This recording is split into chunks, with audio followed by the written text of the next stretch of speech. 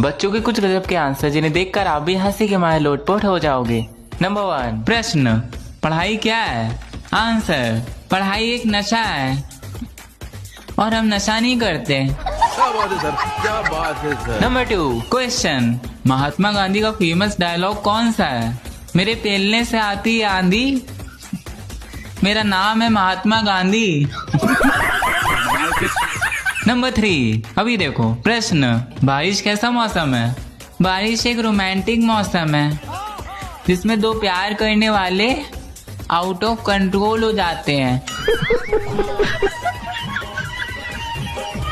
अब यहाँ देखो एक दोहा लिखी है, ठंडा पानी सब पिए, बोतल भरे ना कोए। और जब बोतल भरने की बारी आई, सब गायब वहां से हुए। बात तो सही है।